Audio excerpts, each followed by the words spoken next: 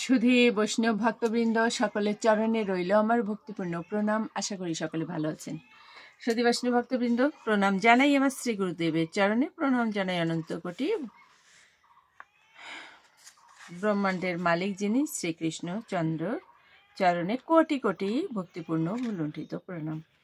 সুধী বৈষ্ণব ভক্তবৃন্দ, আমরা বহুদিন পর্যন্ত ভাগবত শ্লোক শ্রবণ করছি না। অবশ্য ভাগবত আলোচনা শ্রবণ করেছি, অনেক কাহিনী শ্রবণ করেছি। তো আমরা ভাগবতের শ্লোক আজ শ্রবণ করব। ভাগবতের শ্লোকের অপার মহিমা। একজন অসুস্থ ব্যক্তি, ওনার মনে হলো যে অসুস্থ হয়েছি, কিছুই ভালো লাগছে না, তো দেখি একটু ভাগবত নিয়ে বসি। তো ভাগবত নিয়ে বসেছেন যখন, ওই ব্যক্তিকে যমদূত নিতে এসেছিল, কারণ তার পরমাই শেষ। যমদূত এসে কি করলো, তাকে প্রাণ হরণ না করি আবার যমালয়ে ফিরে গেল। যমরাজা জিজ্ঞাসা করছেন যে তুমি তাকে কি নিয়ে এসেছো? বলছে না। কেন? বলছে প্রভু আপনি তো বলেছেন যেখানে ভাগবত পাঠ হবে সেখানে যেন আমরা প্রবেশ না করি। ভাগবত এবং গীতা যেখানে পাঠ হবে সেখানে যমদূতেরা প্রবেশ করতে পারবে না। তাহলে ওই ব্যক্তির আয়ু কি হলো? বৃদ্ধি হয়ে গেল। এখন সুধী বৈষ্ণব ভক্তবৃন্দ প্রশ্ন করতে পারেন, তাহলে যারা ভাগবতের শ্লোক পাঠ করবে তাদের কি মৃত্যু হবে না? অবশ্যই হবে।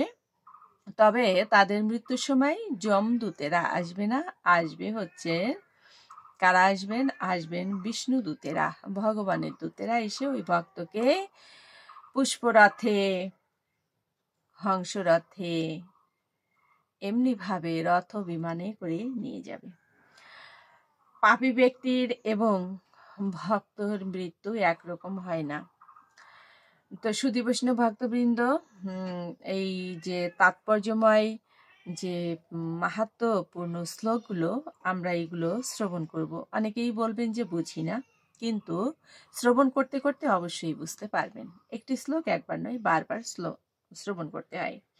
তো আমরা ধারাবাহিক অনুযায়ী প্রথম স্কন্ধের, ভাগবতের প্রথম স্কন্ধের প্রথম অধ্যায় থেকে আজ 20 নং শ্লোকটি উপস্থাপন করব, কারণ ইতিপূর্বে আমরা 19 নং শ্লোক পর্যন্ত উপস্থাপন করেছিলাম। আজ 20 নং শ্লোকটি উপস্থাপন করব। তা আসুন আমরা ব্রতী হই। ওম নমো ভগবতে বাসুদেবায়। ওম নমো ভগবতে বাসুদেবায়। ভগবত বাসুদেবস্য বাংময়ী মূর্তি স্বরূপায় শ্রীমদ ভাগবত গ্রন্থ মহাপুরুষায় নমো। শ্লোক নং 20। কৃতবান কিল কর্মণি সহ রামেণ কেশবঃ অতি মর্তানি ভগবান গুড়ঃ কপট মানুষঃ। অনুবাদ: পরমেশ্বর ভগবান শ্রীকৃষ্ণ তার ভ্রাতা বলরামের সঙ্গে মনুষ্য রূপে লীলা বিলাস করেছেন এবং এইভাবে তার স্বরূপ গোপন রেখে তিনি বহু অলৌকিক কার্যকলাপ সম্পাদন করেছেন।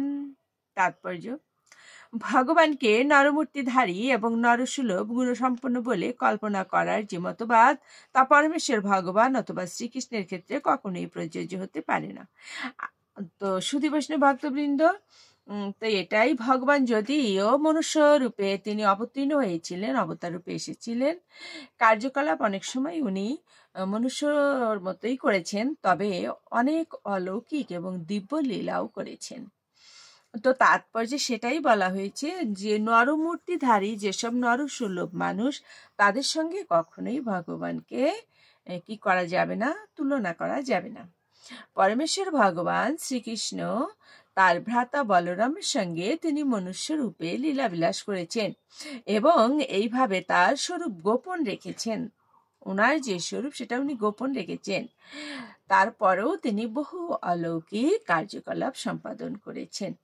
অনেক সুন্দর শ্লোকটি। সুধী বৈষ্ণব ভক্তবৃন্দ, আমরা শ্লোকটি বারবার শ্রবণ করব। এ পর্যন্তই। ভালো থাকবেন সকলে। আপনাদের সকলের সুস্বাস্থ্য কামনা করে এখানেই রাখছি। ওম নমো ভগবতে বাসুদেবায়, নমো ভগবতে বাসুদেবায়। ভগবত বাসুদেবস্য বাংময়ী মূর্তি স্বরূপায় শ্রীমদ্ ভগবদ গ্রন্থ মহাপুরুষায় নমঃ। ওম শান্তি, ওম শান্তি, ওম শান্তি, শান্তি শান্তি।